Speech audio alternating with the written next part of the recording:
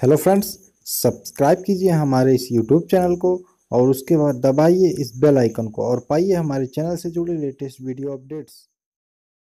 नमस्कार दोस्तों, स्वागत है आपका एक बार फिर से आपके अपने इस YouTube channel exam Guru tips and tricks में। दोस्तों आज हम आपको बिहार पुलिस का सिलेबस बताएंगे, क्योंकि बिहार पुलिस में 10,000 वैकेंसी आई हैं। चूँकि फॉर्म हर जगह से अप्लाई हो रहा होगा, इसलिए मैंने सोचा कि ना बिहार पुलिस का सिलेबस बता दिया जाए। तो चलिए शुरू करते हैं।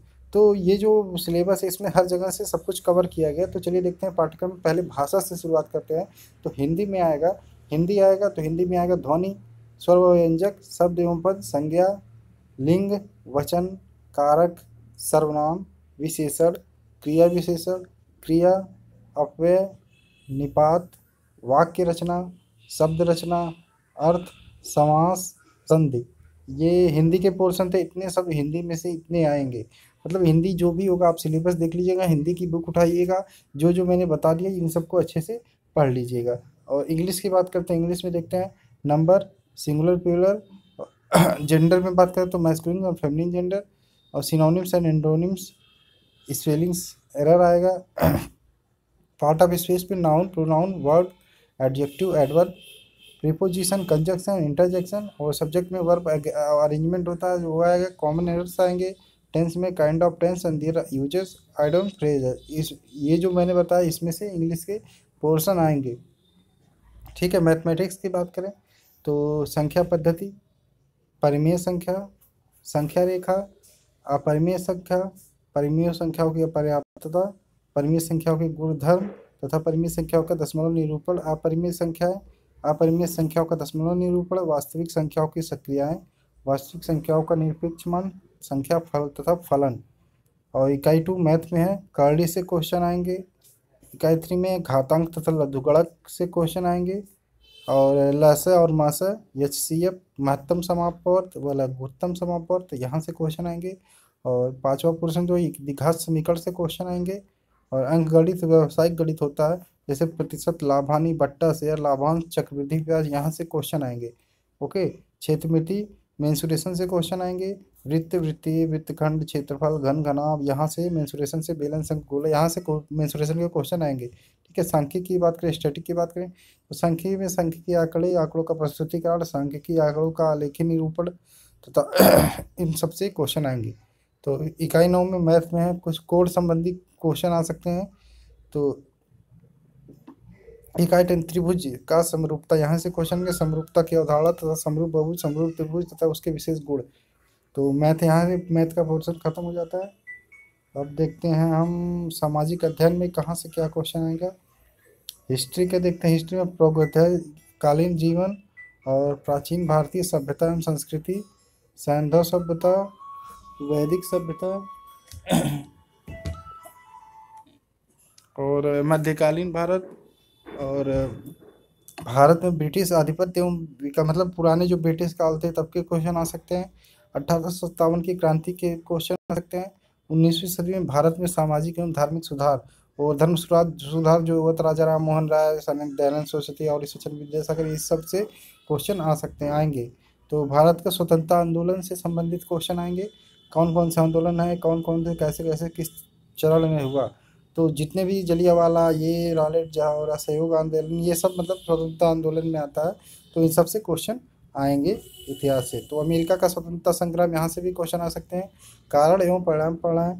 फ्रांस की क्रांति, रूस की क्रांति, प्रथम विश्व युद्ध, राष्ट्रसंघ, द्वितीय विश्व युद्ध और संयुक्त राष्ट्र संघ, यहाँ से इतिहास को पढ़ना। भूगोल के देख लेते, जियोग्राफी की बात कर लेते तो भौतिक भूगोल में इकाई में हमारा भौतिक वातावरण, वायुमंडल, जलमंडल, स्थल मंडल, जैवमंडल, हमें यहाँ प्राकृतिक भौतिक भूगोल से पढ़ना है। तो प्राकृतिक संसाधन में संसाधन पढ़ना है, जनसंख्या पढ़ना है, प्राकृतिक प्रदेश, विश्व की प्रमुख कृषि, विश्व के प्रमुख उद्योग, अंतर्राष्ट्रीय व्यापार की रूपरेखा, सामुद्रिक व्यापार में, ये सब हमको भूगोल में पढ़ना है।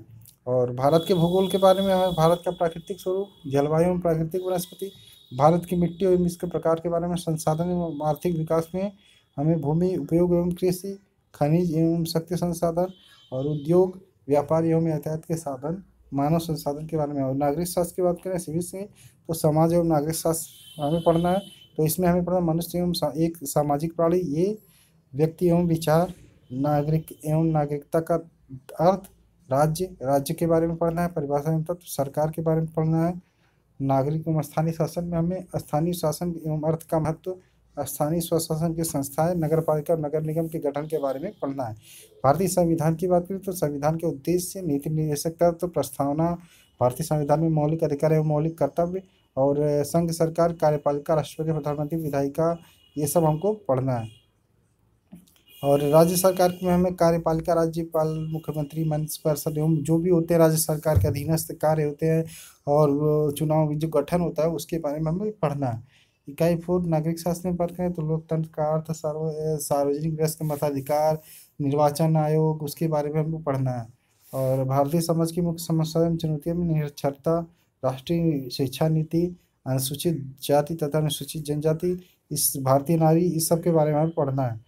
तो ये था और सामान्य विज्ञान में आ जाते हैं तो सामान्य विज्ञान में भौतिक विज्ञान में गति, बल एवं ऊर्जा के बारे में जो चैप्टर है उसको पढ़ना है। जो भी उसमें दिया हो गति के प्रकार, न्यूटन का first law, second law, third law और गुरुत्वाकर्षण, ये सब तरंग के बारे में पढ़ना है हमें। और ऊष्मा के बारे में पढ़ना है, हीट, प्रकाश, लाइट के बारे में पढ़ना है। विद्युत एवं चुंबकत्व के बारे में पढ़ना है।